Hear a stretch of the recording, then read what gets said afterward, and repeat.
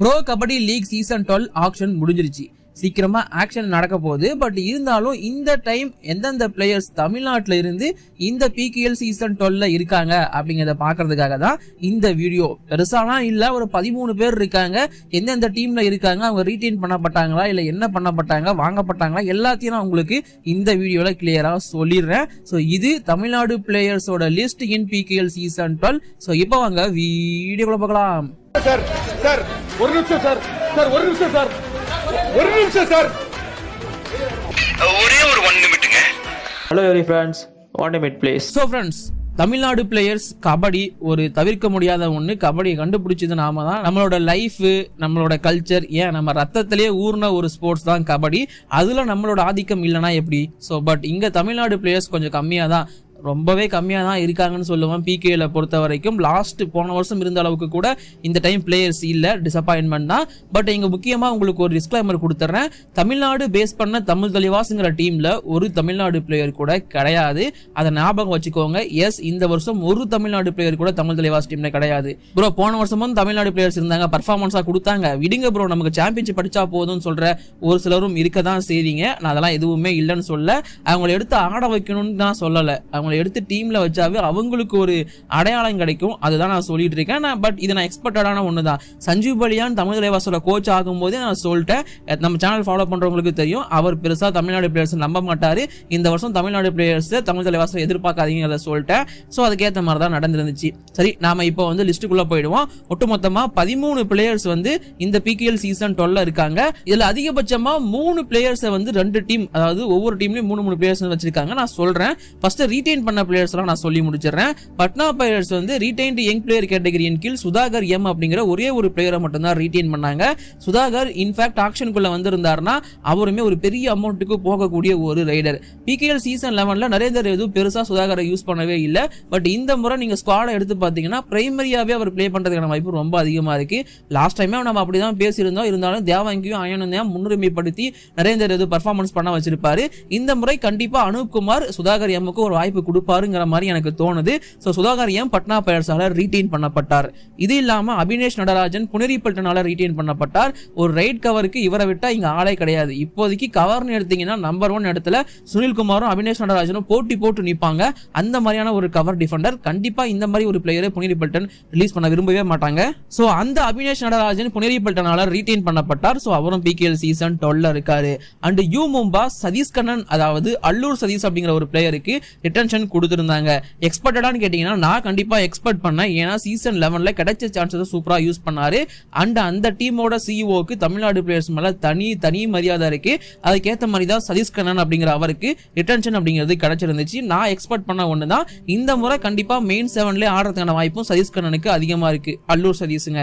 So அதுக்கு அதிகமா இருக்கு, வெயிட் பண்ணி பாருங்க. அண்ட் யூ மும்பா ரீடைன் பண்ண இன்னொரு பிளேயர் முகிலன் சண்முகம் அப்படிங்கிற ஒரு கவர் பிளேயர். அவருக்கு பெருசா வாய்ப்பெல்லாம் கொடுத்துடல, அவர் பெருசா பர்ஃபார்மன்ஸும் பண்ணிடல தான். பட் கிடைச்ச சான்சஸ் சூப்பரா யூஸ் பண்ணி ஒரு சில பர்ஃபார்மன்ஸ் கொடுத்திருக்காரு முகிலன் சண்முகம், நோ டவுட்.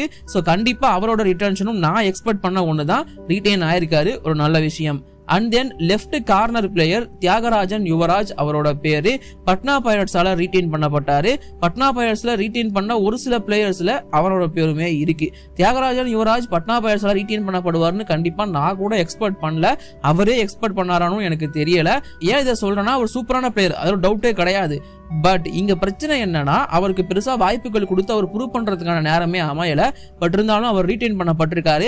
அவர் ரீடைன் பண்ணதுக்கு முக்கியமான காரணம் அன்கித் ஜெகலான்ங்கிற ஒரு பிளேயர் வெளியே போனதுனால பெருசா லெஃப்ட் கார்னருக்கு நம்ம ட்ரை பண்ண வேணாம், ஆல்ரெடி டீம்ல இருக்கிற பிளேயருக்கு ஒரு வாய்ப்பு கொடுப்போமே அப்படின்னு சொல்லிட்டு அவரை ரீடைன் பண்ணி அப்படியே உள்ள வச்சாரு அனுப்குமார். அது கண்டிப்பா இந்த சீசன் ஒர்க் ஆகும். அவருக்கு வாய்ப்பு கிடைச்சு பர்ஃபார்மன்ஸும் பண்ணுவாருன்னு நான் நம்புறேன். வெயிட் பண்ணி பார்ப்போம். அடுத்ததா டிஃபெண்டிங் சாம்பியன்ஸ் ஹரியானா ஸ்டீலர்ஸ் 2 பேரை ரீடைன் பண்ணாங்க. ஒருத்தர் எக்ஸிஸ்டிங் நியூ யங் பிளேயர் கேட்டகரியின் கீழ் ரீடைன் பண்ணப்பட்டாரு, மணிகண்டன் நேசமணி. அவர் பாத்தீங்கன்னா அவருக்கு ஆக்சுவலி ஃபர்ஸ்ட் நல்ல பர்ஃபார்மன்ஸ் கொடுக்கிறதுக்கான வாய்ப்பு கிடைச்சது. ஹரியானா ஸ்டீலர்ஸ் PKL சீசன் 11ல ஆரம்பிச்ச ஃபர்ஸ்ட் ஸ்டார்டிங் 7ல ரைட் கவர்ல பிளேஸ் பண்ணப்பட்டவர் தான் மணிகண்டன் நேசமணி. பட் அவரால் பெருசா பர்ஃபார்மன்ஸ் கொடுக்க முடியல. அந்த இடத்துக்கு அதுக்கப்புறமா சஞ்சய் துல் வந்தாரு, அவர் அந்த இடத்தை பிடிச்சிட்டாரு. சோ இந்த மணிகண்டன் நேசமணிக்கு ரீடைன்டு யங் பிளேயர் கேட்டகரியின் கீழ் ரிட்டன்ஷன் கிடைச்சிருக்கு. அடுத்த சீசன் அவர் இந்த சீசன் கொடுக்கிற பர்ஃபார்மன்ஸை பேஸ் பண்ணி தான் அமையும். இது இல்லாம ஜெயசூர்யா NS ஹரியானா ஸ்டீலர்ஸ் எல்லாம் வாங்கப்பட்டு ஒரு சீசன் சீசன் இன்ஜுரி காரணமா ஆட முடியாம போய் அடுத்த சீசன் வந்து கொடுத்த வாய்ப்புகள் எல்லாம் பர்ஃபார்மன்ஸ் கொடுத்து மன்பிரீத் சிங் மாதிரியான ஒரு கோச் இந்த மாதிரி ஒரு பிளேயரை பேக்கப் பண்றாருன்னா இவர்கிட்ட ஏதோ இருக்கு அப்படிங்கறத நீங்க ஈஸியா புரிஞ்சுக்கலாம். சோ இந்த ஜெயசூர்யா என்எஸ்க்கு வந்து பெருசா அந்த அளவுக்கு வாய்ப்புகள் அப்படிங்கிறது கிடைச்சறல. கரெக்டா சொல்லணும்னா அதுதான் உண்மை. பட் இருந்தாலும் மன்பிரீத் சிங் இவர் மேல நம்பிக்கை வச்சு திரும்பவும் ஒரு வாய்ப்பு கொடுத்திருக்காரு. கண்டிப்பா இந்த முறை ஸ்டார்டிங் 7ல நிறைய வாய்ப்புகள் அவருக்கு கிடைக்கும்னு எனக்கு தோணுது. அட்லீஸ்ட் சப்ஸ்டியூட்டாவாச்சு ரைடரா இருந்து பர்ஃபார்மன்ஸ் கொடுப்பாருன்னு நம்பிக்கை இருக்கு. வெயிட் பண்ணி பார்ப்போம். சோ இது எல்லாமே வந்து பாத்தீங்கன்னா டீம்ஸால ரீடைன் பண்ணப்பட்ட தமிழ்நாடு பிளேயர்ஸ். இது இல்லாம ஆக்ஷன்ல எக்கச்சக்கமான தமிழ்நாடு பிளேயர்ஸ் வந்திருந்தாங்க. அண்ட் அதுல பல பேர் அன்சோல்டு தான் ஆகியிருந்தாங்க. அன்சோல்டு ஆனவங்களுக்குன்னு தனியா ஒரு லிஸ்ட் நம்ம போட்டிருக்கோம், வீடியோவாவே இருக்கு, போய் முடிஞ்சா பாருங்க. அதுல வந்து நிறைய தமிழ்நாடு பிளேயர்ஸ் யாரெல்லாம் அன்சோல்டு ஆனாங்கிறதையும் நான் உங்களுக்காக சொல்லியிருக்கேன். அண்ட் இது இல்லாம என்ஒய்பியா சைன் பண்ணி இந்த சீசன் 2 பிளேயர்ஸ் எடுத்திருக்காங்க. தமிழ்நாட்டில இருந்து 2 என்ஒய்பிஸ் மட்டும் தான் இந்த முறை பிகேஎல் சீசன் 12க்குள்ள வந்திருக்காங்க. ஒருத்தர் வந்து பாத்தீங்கன்னா யூ மும்பாவால சைன் பண்ணி எடுக்கப்பட்ட முகேஷ் கண்ணன் அப்படிங்கிற ஒரு ரைடர். ரீசெண்டா டொமஸ்டிக் பெர்ஃபார்மன்ஸ் நல்லா இருக்கு, யுவா கபடி சீரீஸ்ல நல்லா பண்ணிருக்காரு. அது மட்டும் இல்லாம தலைவன் யூ மும்பாவோட யங் டீமான யுவா மும்பாவிலும் நல்ல பெர்ஃபார்மன்ஸ் கொடுத்திருக்காரு. அண்ட் இந்த பிளேயர் வந்து பாத்தீங்கன்னா ஓவரால் பார்க்கும்போது சேலம் அந்த ஓமலூர் சைடை சேர்ந்தவர் நினைக்கிறேன். சோ அந்த ஒரு யங்ஸ்டருக்கு வாய்ப்பு கிடைச்சிருக்கு. ஒரு நல்ல பிக், நோ டவுட். இவரை பத்தி நான் வீடியோ போட்டுருந்தேன். அதுல நிறைய பேர் வந்து ப்ரோ என்னோட ரிலேட்டிவ் தான் அப்படிங்கிற மாதிரிலாம் சொல்லியிருந்தீங்க. ஸோ அந்த பிளேயர் முகேஷ் கண்ணனோட கான்டாக்ட் தான் எனக்கு கொஞ்சம் ஷேர் பண்ணுங்க. அவர் ஒரு இன்டர்வியூ எடுக்கணும்னு எனக்கு ஆசையா இருக்கு. ஸோ அதனால தான் நான் கேட்கிறேன். அண்ட் இது இல்லாம இன்னொரு பிளேயர் தீபக் சங்கர் அப்படிங்கிற ஒரு டிஃபெண்டர். ஸோ அவர் வந்து பாத்தீங்கன்னா பழனி டஸ்கர்ஸ் மாதிரியான டீம் எல்லாம் ஆடி இருக்காரு. எஸ், தமிழகத்தை சேர்ந்த ஒரு கபடி பிளேயர் தான். ஸோ அவருக்கும் வாய்ப்பு, அது மட்டும் கிடையாது, நிறைய யுவா கபடி சீரிஸ் டீம்ல ஆடி இருக்காரு. அவருக்குமே இப்போதைக்கு என்ஐபி சைனிங் அப்படிங்கிறது பெங்களூர் புல்ஸ் சைடு வந்து கொடுக்கப்பட்டது. பெங்களூர் புல்ஸ் அவரை சைன் பண்ணி எடுத்திருந்தாங்க. ஸோ கண்டிப்பா சூப்பரான ஒண்ணுதான். இது இல்லாம ஆக்ஷன்ல 4 பிளேயர்ஸ் தான் தமிழ்நாட்டில இருந்து வாங்கப்பட்டிருந்தாங்க.